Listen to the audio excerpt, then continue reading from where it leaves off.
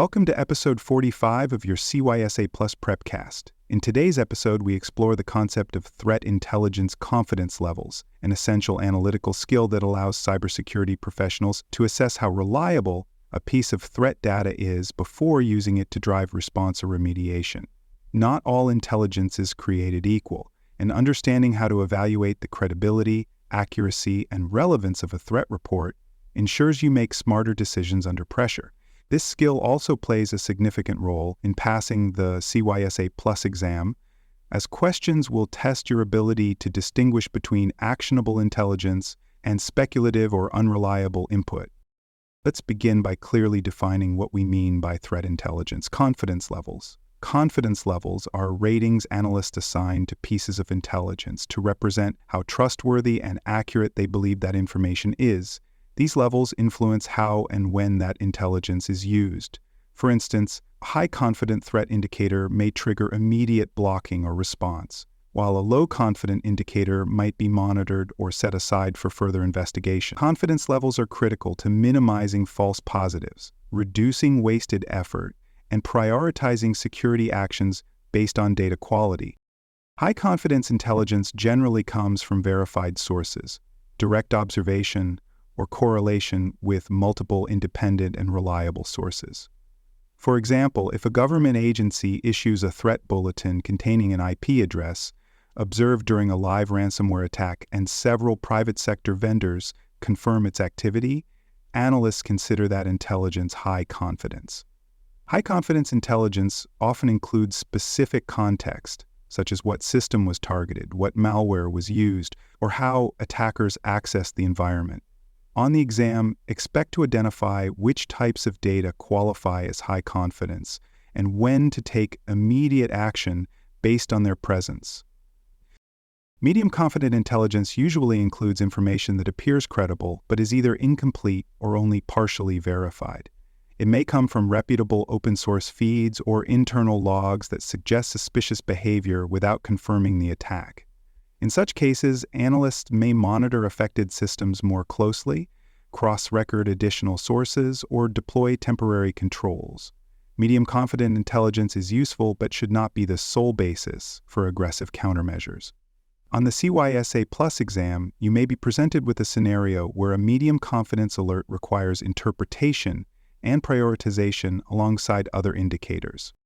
Low-confidence intelligence refers to unverified, outdated, or ambiguous threat data. This might include unattributed threat claims, isolated indicators with no supporting context, or crowdsourced reports lacking vetting. Analysts use low-confidence intelligence for supplementary awareness or as a starting point for additional research, not for active blocking or system-wide changes. If acted on prematurely, low-confidence intelligence can lead to false positives, alert fatigue, or even system disruption. The exam may challenge you to decide how to treat intelligence flagged as low confidence in your threat intelligence platform or SIM environment. One of the key factors influencing intelligence confidence is timeliness. Timely intelligence is far more actionable. A threat actor's IP address shared within minutes of detection can be blocked before damage occurs. In contrast, an IP address shared a week later after the threat actor has changed infrastructure may lead to misdirected efforts or outdated risk assessments. High-confident intelligence is often current, tied to real-time activity, and context-rich. The exam may include scenarios in which the age of an indicator influences your decision to escalate or investigate. Relevancy is another essential component in determining confidence. Intelligence is more valuable when it directly applies to your organization's sector, systems, or geographic region. For example, a report on malware targeting Linux servers may have low confidence in a Windows-only environment, regardless of the source's reputation. Analysts rank intelligence higher when it clearly pertains to their organization's assets, technologies, or known vulnerability. You may be tested on your ability to evaluate threat intelligence based on environmental context and organizational relevance. Accuracy significantly contributes to confidence ratings.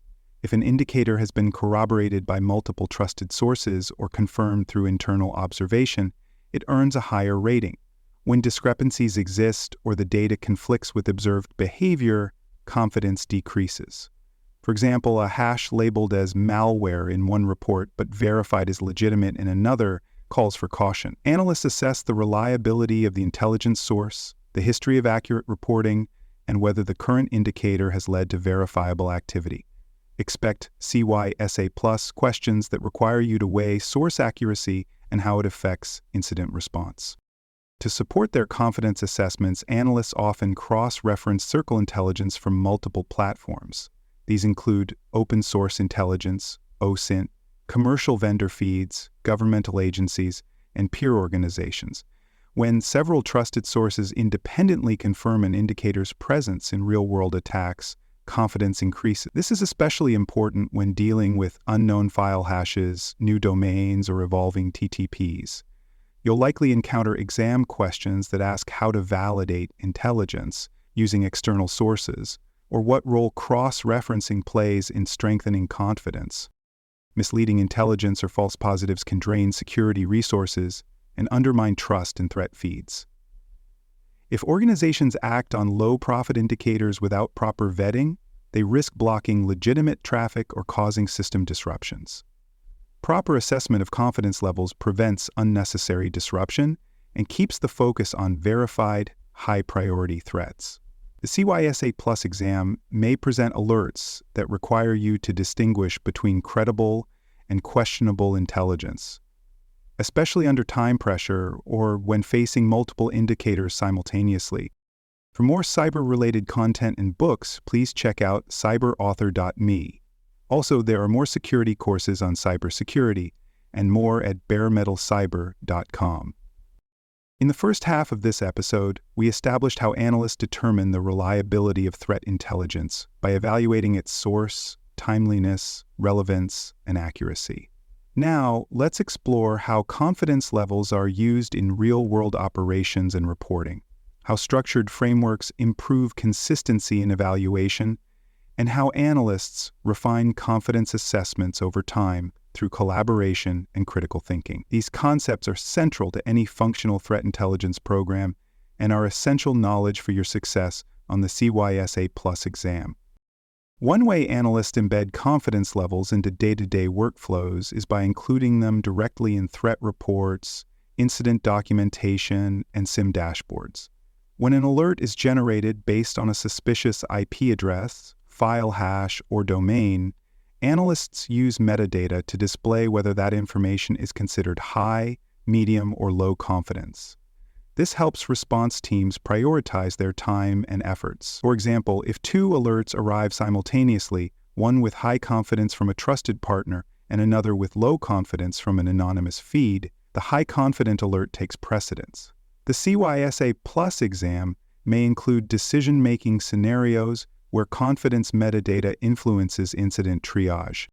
Another operational factor is balancing confidence with risk tolerance. Organizations with low risk tolerance, such as those in critical infrastructure, healthcare, or finance, might take preemptive action on medium confident intelligence if the potential impact is severe. Conversely, a low impact threat might require high confidence before justifying a response. Analysts must apply context to each situation. A suspicious file on a CEO's device may merit greater scrutiny than the same file on a test server.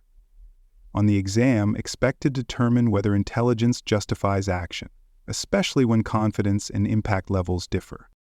Analysts don't work in isolation. Intelligence sharing communities such as Information Sharing and Analysis Centers, ISACs, Information Sharing and Analysis Organizations, ICAOs, and vendor trust groups enhance confidence through collective validation.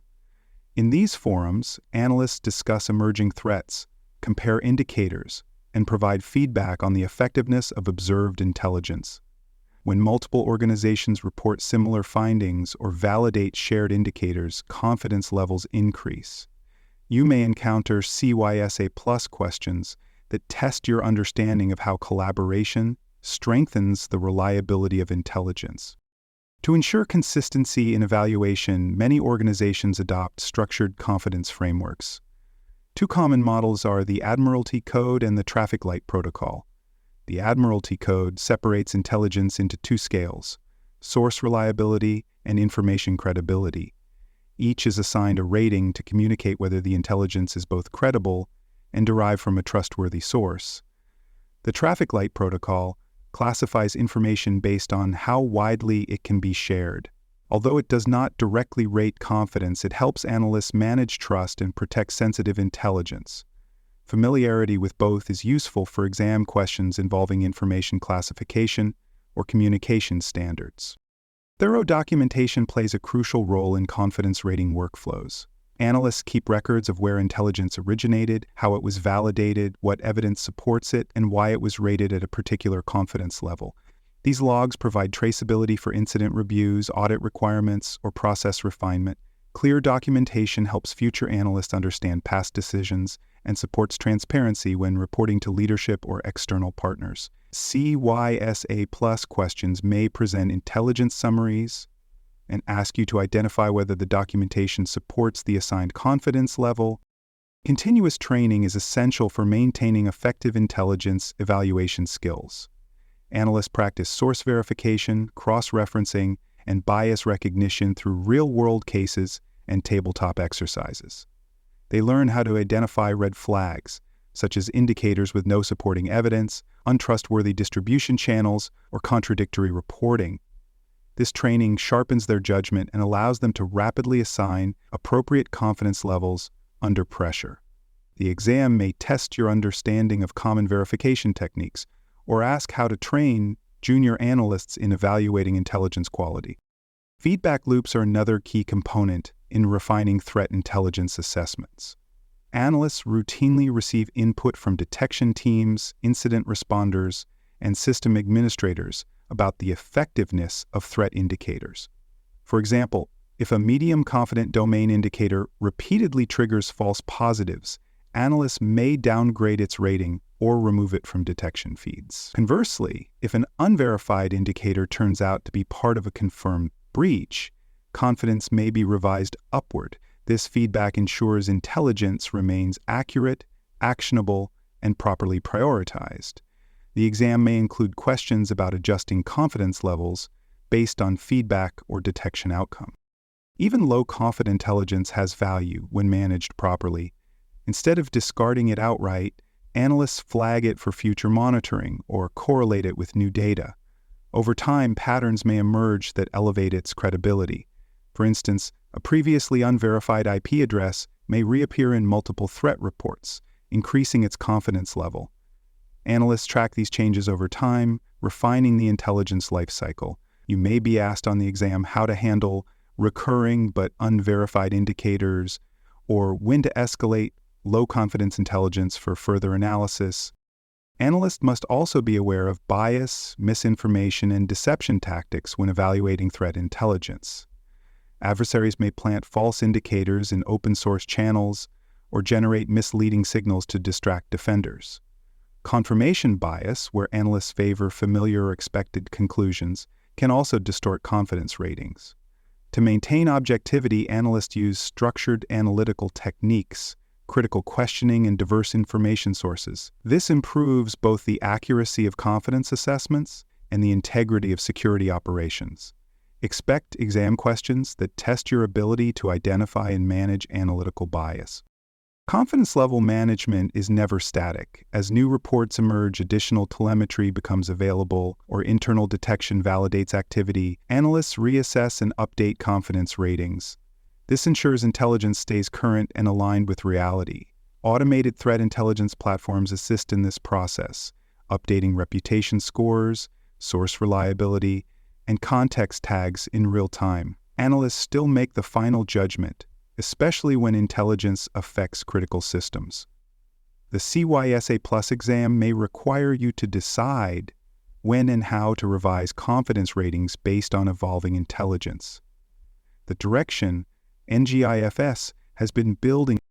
To summarize episode 45, understanding and applying threat intelligence confidence levels allows cybersecurity analysts to make faster, more accurate decisions. From evaluating source credibility and corroborating data to documenting reasoning and adjusting based on feedback, confidence ratings are central to building a trustworthy threat intelligence program. Mastering these practices not only improves your real-world effectiveness, but also strengthens your preparation for the CYSA Plus exam, where sound analytical reasoning makes all the difference in handling complex threat scenarios. Thanks for listening. To learn more about cybersecurity, please visit baremetalcyber.com. There you will find best-selling books, videos, and even more free cybersecurity training courses. Please subscribe to the Prepcast and our various podcasts. And thanks for listening.